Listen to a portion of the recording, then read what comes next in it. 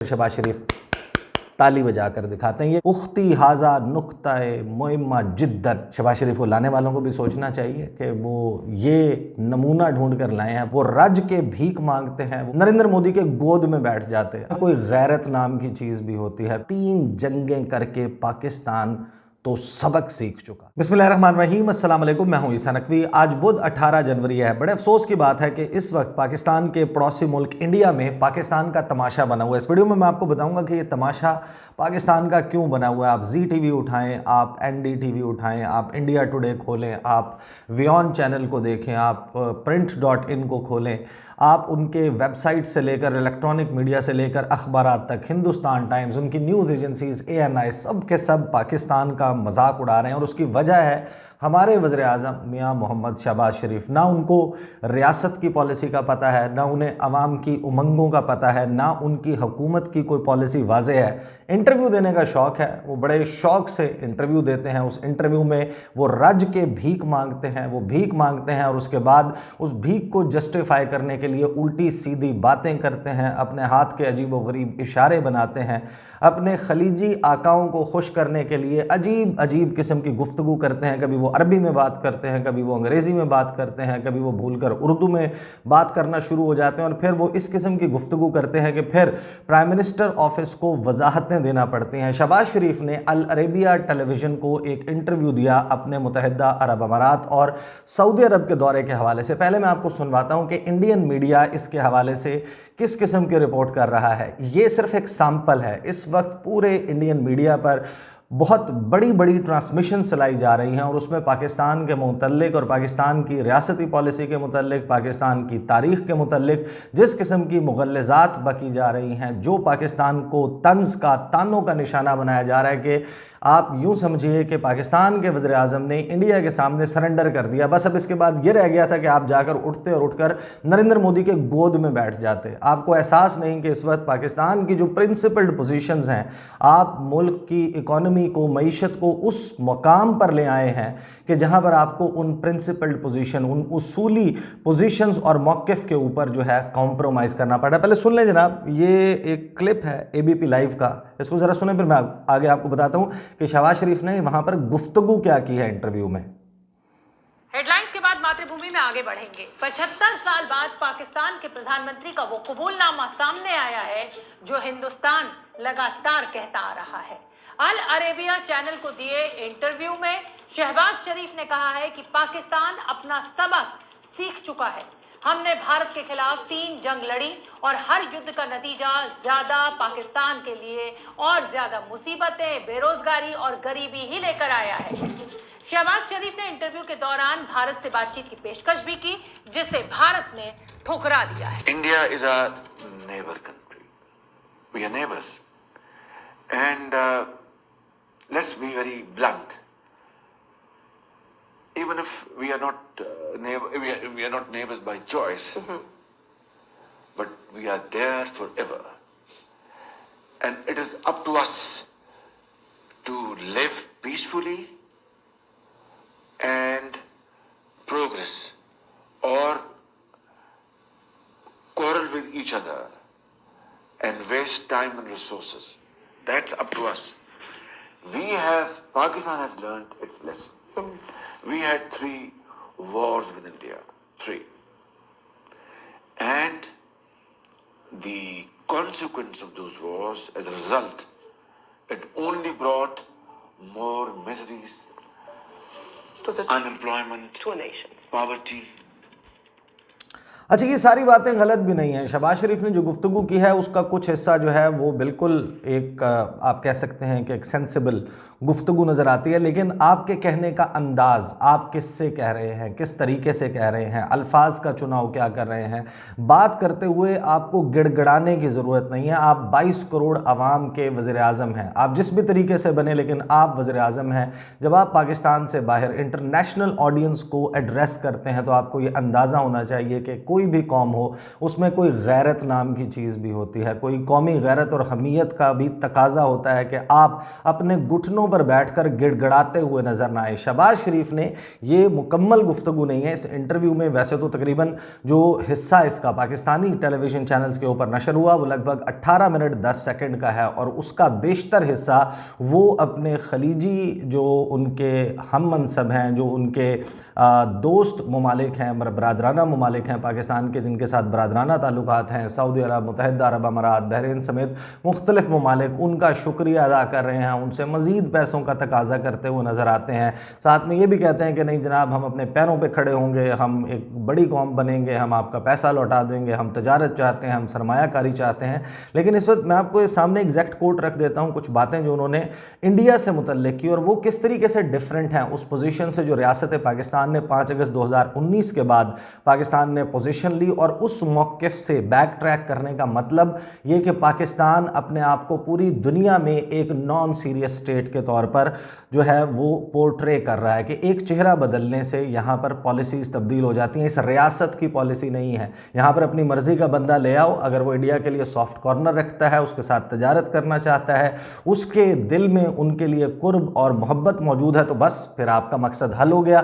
आप एक बंदा बिठाएं पाकिस्तान में, वो वज़ीर आज़म होना चाहिए, वो उसके दिल धड़कता हो नरेंद्र मोदी के लिए, तो फिर पाकिस्तान और इंडिया का मसला जो है वो हल हो जाएगा, क्योंकि फिर पाकिस्तान अपनी प्रिंसिपल स्टैंड से बैक ट्रैक कर लेगा। अगरचे पाकिस्तान के इदारे ऐसा होने नहीं देंगे, लेकिन जब आप ये बार बार करते हैं और बार बार आप पाकिस्तान के उसूली मौक़िफ़ से इनहराफ करते हैं, तो पूरी दुनिया को ये पता चलता है कि ये मुल्क, इसकी कोई कांस्टेंट पॉलिसी नहीं है। दिल करता है तो इनको कश्मीर याद आ जाता है, दिल करता है तो इंडिया में इनको माइनॉरिटीज़ के मसाइल याद आ जाते हैं।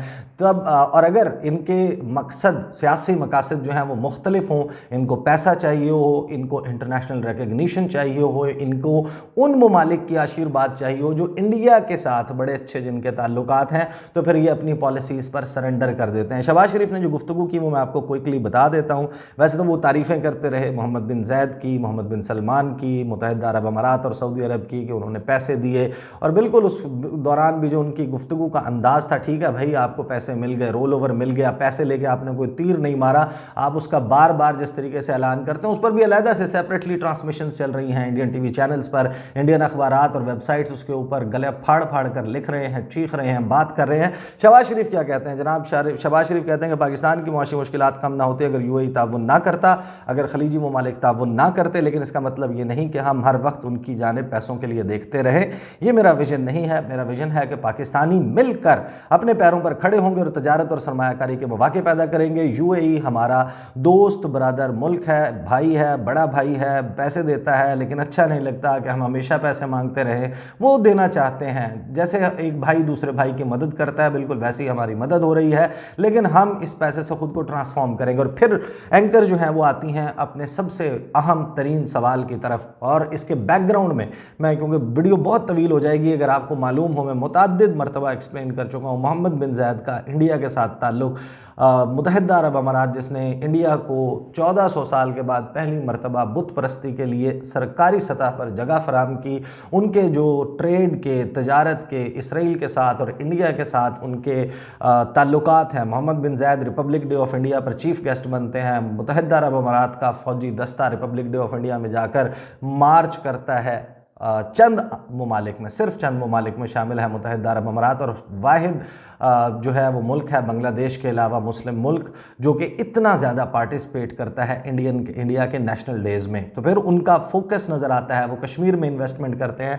तो उनकी जो अल अरेबिया की कॉरेस्पॉन्डेंट हैं वो सवाल करती हैं, वो कहती हैं कि पाकिस्तान और हिंदुस्तान के तारीख़ी तौर पर ताल्लुकात कशीदा रहे हैं, तो आप उनके बारे में क्या कहते हैं? ख़ास तौर पर आप माजी की हुकूमतों की निस्बत क्या ज़्यादा कुर्ब रखते हैं इंडिया के साथ? इस पर शहबाज शरीफ जो हैं वो एक ऐसा जवाब देते हैं जो मेरे ख़्याल में शहबाज शरीफ को लाने वालों को भी सोचना चाहिए कि वो ये नमूना ढूंढ कर लाए हैं पाकिस्तान की नुमाइंदगी करने के लिए अक़वाम आलम के सामने, कि एक शख्स जिसने अपने मंशूर में ये चीज़ें नहीं लिखी कि वो इंडिया के साथ इतना बड़ा स्टेप ले सकता है, लेने का सोच रहा है, और वो बतौर वज़ीर आज़म बैठकर अपनी अब्रू के इशारे से पाकिस्तान की पॉलिसी तब्दील कर देता है। वो कहते हैं कि जनाब बहन आपका नुक्ता नहायत अहम है, उख्ती हाजा नुक्ताए मुहिम्मा जिद्दन, ये बहुत इंपॉर्टेंट पॉइंट है। इंडिया हमारा हमसाया मुल्क है। अच्छा, हमें नहीं पता था कि इंडिया हमारा हमसाया मुल्क है। मैं अगर खुलकर बात करूं, हम हमेशा के लिए एक दूसरे के हमसाए हैं।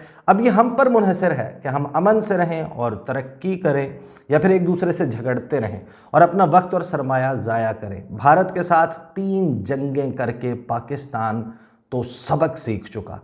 आप अंदाज़ा लगाइए, ये पाकिस्तान के वज़ीर आज़म हैं, पाकिस्तान ने कितनी शहादतें हुई, पाकिस्तान में क्या क्या गेम नहीं खेले इंडिया ने, पाकिस्तान की मुआशी नाकाबंदी की गई, पाकिस्तान के ख़िलाफ़ इस वक्त भी ऑफेंसिव डिफेंस नामी एक डॉक्ट्रिन पर अमल दरामद हो रहा है, अजीत दोवल का डॉक्ट्रिन। वो कहते हैं कि हम पाकिस्तान की फॉल्ट लाइंस पर काम करेंगे, पाकिस्तान को अंदरूनी तौर पर इस कदर खस्ता हाल कर देंगे कि उसमें सरहदों पर हमारे साथ मुकाबले की हिम्मत नहीं होगी। सानिया APS गिनवाएं, आपको PC गवादर पर हमला गिनवाएं, आपको सरीना की पार्किंग में हमला गिनवाएं, आपको इस्लामाबाद में बम धमाके गिनवाएं, आपको जो है वो कराची में स्टॉक एक्सचेंज पर हमले का याद करवाएंगे, आपको याद करवाएं कि चाइनीज़ कॉन्सुलेट पर उन्होंने हमला किया, कि आपको ये याद कराएंगे पाकिस्तान में टेररिज्म को सपोर्ट करने के लिए कुलभूषण यादव नामी बंदे को भेजा जाता है, सर्विंग कमांडिंग ऑफिसर है, वो पाकिस्तान में आकर जो नेटवर्क चलाता है, जो दासू डैम अटैक है उसकी बात करें, आपको लाहौर में होने वाले हमले, पाकिस्तान के दिल पर होने वाले हमलों का बताएं, चाइना पाकिस्तान इकोनॉमिक कॉरिडोर के हवाले से जो इंडिया की ओपन पॉलिसी है उसके हवाले से बताएं तो आपको पता चलेगा। लेकिन जनाब शहबाज शरीफ कहते हैं वो साथ में पाकिस्तान की पॉलिटिकल जो फॉल्ट लाइन्स हैं, पाकिस्तान की सेक्टेरियन फॉल्ट लाइन्स हैं, उन पर काम करते हैं वो। और पाकिस्तान के वज़ीर आज़म कहते हैं कि उख्ती ये बहुत अहम नुक्ता है। और मैं आपको बता दूं कि पाकिस्तान के साथ इंडिया के साथ 3 जंगें करके हमें हमारा लेसन मिल गया है, हमें सबक सिखा दिया इंडिया ने। सुने उन्होंने क्या कहा, Pakistan has learned it's lesson, Pakistan को सबक मिल गया, हमने 3 जंगें लड़ी इंडिया के साथ, 3 रिपीट किया। मुझे जिस तरह वो कहते हैं ना 2000 रुपये, उन्होंने कहा 3 जंगें लड़ी, 3। और उसका नतीजा क्या हुआ उन जंगों का, उसके नतीजे में हमें मिजरीज़ मिली, पाकिस्तान जो है उसको मिजरीज़ मिली, पाकिस्तान को पॉवर्टी मिली, पाकिस्तान में अनएम्प्लॉयमेंट है। तो ये जो जंग है ये सिर्फ पाकिस्तान में लेकर आई। अनएम्प्लॉयमेंट जो है वो इंडिया में फिर उतनी होनी चाहिए, गरीब उनकी हुकूमत भी उतनी ही होनी चाहिए जितनी हमारी हुकूमत गरीब है। इसका मतलब है जंग से नहीं हुआ ये सब कुछ। आपने बतौर सियासतदान और बतौर मिलिट्री डिक्टेटर्स इस मुल्क को जब रूल किया तो आपने क्या किया, ये इस तबाही के ज़िम्मेदार तो आप हैं। इस तबाही के ज़िम्मेदार जंगें नहीं हैं, जंगें जो लड़ी गई उसके लिए एक पूरा एक उसूली मौके पर स्टैंस मौजूद था। इंडिया पाकिस्तान का वजूद तस्लीम नहीं करता, इंडिया पाकिस्तान को निगलना चाहता है। इंडिया का वज़ीर दिफा कहता है राजनाथ सिंह के पाकिस्तान का बनना एक ऐतिहासिक गलती थी, पाकिस्तान का बनना एक हिस्टोरिक मिस्टेक थी जिसको बहुत जल्द अनडू करेंगे। उनके 14 जो कोर है, fury core, fire and fury core, उसके कमांडर खड़े होकर कहते हैं कि गिलगित बल्तिस्तान को, आज़ाद कश्मीर को हथियाने का वक्त आ चुका है। हम 1962 और 1994 की पार्लियामेंट की करारदादों पर अमल दरामद करेंगे, पाकिस्तान से गिलगित बल्तिस्तान भी खींच लेंगे, पाकिस्तान से आज़ाद कश्मीर भी खींच लेंगे। उस इंडिया के बारे में आप कहते हैं कि हमें तो सिर्फ गुर्बत मिली, हमें तो सिर्फ बेरोज़गारी मिली और मिलियंस ऐसे हैं जो सेटिस्फाई नहीं हैं, मुतमईन नहीं हैं। फिर आगे कहते हैं कि हमें हमारा सबक, दोबारा कहते हैं हमें हमारा सबक मिल चुका और हम इंडिया के साथ अमन के साथ रहना चाहते हैं, provided we are able to resolve our genuine problems, कि अगर हम अपने जो जेन्युइन हकीकी मसाइल हैं उनको हल कर सकें। अब ये बहुत इम्पॉर्टेंट है उख्ती बहन, ये बात बहुत इम्पॉर्टेंट है। So my message to Indian leadership and Prime Minister Modi is that let's sit down on table and have serious and sincere talks. बस ऐसे ही जाएं और बात कर लें कि सिंसियर, संजीदा, पुरखलूस किस्म की, मैं चाहता हूँ, मेरा पैगाम है इंडियन लीडरशिप के लिए, इंडिया के लिए और इंडिया के प्राइम मिनिस्टर नरेंद्र मोदी के लिए कि आएँ, मेज़ पर बैठें, बातचीत करें और सिंसियर टॉक्स के ज़रिए कश्मीर समेत जो है वो मुख्तलिफ़ मसाइल को, जो बर्निंग इशूज़ हैं उनको हल करें। फ्लैग्रेंट वायलेशंस हो रही हैं वहाँ पर, इंसानी हकूक़ की खिलाफ वर्जियाँ हो रही हैं रोज़ाना की बुनियाद पर। ये बहुत इंपॉर्टेंट पैगाम है मेरा। और साथ ही वो ये कहते हैं कि दूसरा, वहाँ पर इंडिया में आर्टिकल 370 जो है उसके ज़रिए कश्मीरियों की जो एटोनमस जो स्टेटस था कश्मीर का वो वापस ले लिया गया है, जिसको 2019 अगस्त के महीने में रिवोक किया गया। माइनॉरिटीज़ के ख़िलाफ़ मिसहैंडलिंग हो रही है, तो ये सब कुछ रुकना चाहिए और पूरे दुनिया को ये पैगाम जाना चाहिए कि इंडिया रेडी, और हम इंडिया से ज़्यादा रेडी हैं ये काम करने के लिए, बातचीत के लिए। फिर साथ ही वो कहते हैं कि हमारे पास पेट्रोल और गैस नहीं है, हमारे पास इंसानी वसाइल हैं, मज़दूर, इंजीनियर्स वगैरह हैं, वो हमारा सरमाया है, हम उन्हें खुशहाली का ज़रिया बनाना चाहते हैं, हम उन्हें असलह और बारूद में ज़ाया नहीं करना चाहते। ये वो पैगाम है जो मैं मोदी को देना चाहता हूँ। और आखिर में हम दोनों मुल्क एटमी असलहे से लेस हैं। खुदा न खास्ता अगर लड़ाई हो गई तो ये बताने के लिए कोई ज़िंदा नहीं बचेगा कि हुआ क्या था, तो ये कोई ऑप्शन नहीं है। फिर वो कहते हैं कि मैंने सदर मोहम्मद बिन जायद से कहा कि आप इंडिया के साथ बेहतरीन ताल्लुक़ है, आपका आप किरदार अदा कर सकते हैं, हम दोनों ममालिक को मेज़ पर बैठा सकते हैं। मैं आपसे वादा करता हूं कि हम इंडिया के साथ मुकम्मल खुलूस के साथ बात करेंगे, लेकिन ताली दो हाथ से नहीं बजती। और फिर शहबाज शरीफ ताली बजा कर दिखाते हैं। ये करता है हमारा वज़ीर-ए-आज़म, वो फिर तालियां बजा के दिखाते हैं कि ताली कैसे दो हाथ से बजती है। आप अंदाज़ा लगाइए कि ये वो गुफ्तगू है जिस गुफ्तगू का कुछ हिस्सा हर सेन, हर थोड़ा सा सेंसेबल, कोई होशो हवास रखने वाला, कोई अक्ल रखने वाला हुक्मरान ज़रूर करेगा, लेकिन अ पोर्शन ऑफ दैट डिस्कशन। लेकिन आपने बग़ैर किसी बात के, बग़ैर किसी कंसल्टेशन के आपने कहा जनाब कि हम बातचीत के लिए तैयार हैं। आपने रिवर्सल ऑफ 5 अगस्त 2019 के जो स्टेप्स हैं उसकी बात नहीं की कि उनको वापस लिया जाए। इंडिया के ऊपर आपने ज़िम्मेदारी नहीं फ़िक्स की कि इंडिया ने पाकिस्तान में जो दहशतगर्दी करवाई उसको रोके। यही काम आपने किया था जब नरेंद्र मोदी ने आपको ख़त लिखा, फिर जवाब में आपने ख़त लिखा, उन्होंने दहशतगर्दी का तस्करा किया, आपके मुंह से दहशतगर्दी का लफ्ज़ अदा नहीं हुआ।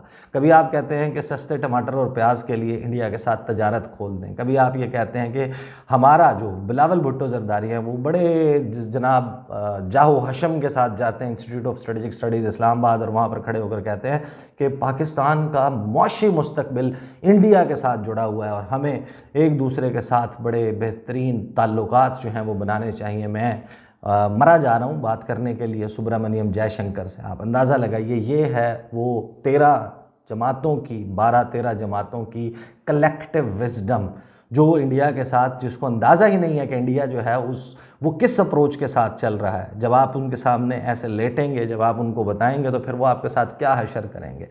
सुब्रमण्यम जयशंकर जो आपको कच्चा चबा जाएगा, जिस किस्म की आप अपनी पॉलिसीज़ में, स्टेटमेंट्स में फ्लक्चुएशन कर रहे हैं। इसी की वजह से फिर हुआ ये कि जो प्राइम मिनिस्टर ऑफिस है उसने थोड़ा बहुत इसका फायर फाइटिंग करने की कोशिश की। एक और बयान जारी कर दिया गया, वो बयान जो है उसके ऊपर फिर बाद में बात करेंगे। लेकिन मैं देख रहा था वीबी सोनी है, एक इंडियन फॉर्मर एम्बेसडर, उन्होंने जो गुफ्तगू की, जो उन्होंने तबसरा किया NDTV के ऊपर, वो सुनकर भी जो है वो मज़ीद शर्मिंदगी। उन्होंने कहा कि असल में शहबाज शरीफ जो हैं वो पूरी दुनिया के सामने भीख का प्याला लेकर जा रहे हैं, वो पैसे मांग रहे हैं, पाकिस्तान के पास पैसे नहीं हैं, और फिर जिनसे वो पैसे मांग रहे हैं वो शराइत रख रहे हैं, जो शराइत रख रहे हैं वो इंडिया के हवाले से भी हैं, अमन के हवाले से भी हैं कि करें जनाब, इंडिया के सामने आप थोड़ा सा हौलात रखें, सरेंडर कर दें। वो इस किस्म की बातें करें कि हम पैसा देंगे, आप लड़ पड़े कल इंडिया के साथ तो हमारा पैसा डूब जाएगा।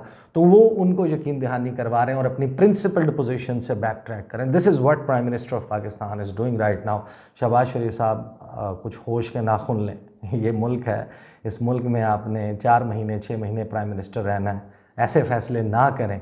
अगर आपको करने हैं ऐसे फ़ैसले, तो ऐसे फ़ैसलों को अपने मंशूर में लिखें कि मैं ये करना चाहता हूँ, जाके आवाम से वोट लें, आएँ और फिर धड़ल्ले से करें। अगर मेजॉरिटी इस मुल्क में समझती है कि वाकई ये कश्मीर, ये इंडिया के साथ मुखासमत, ये सरहद, ये जो तनाज़ात हैं पाकिस्तान और इंडिया के, सब ड्रामा है, बकवास है, मेजॉरिटी ये समझती है, तो आप ये फ़ैसला ज़रूर कीजिए। लेकिन उस लोगों की आरा लिए बगैर आपको ये फ़ैसला करने का कोई हक़ नहीं है। These are the details. अगली वीडियो में मुलाकात होगी, मुझे इजाज़त दीजिए। अल्लाह हाफ़िज़।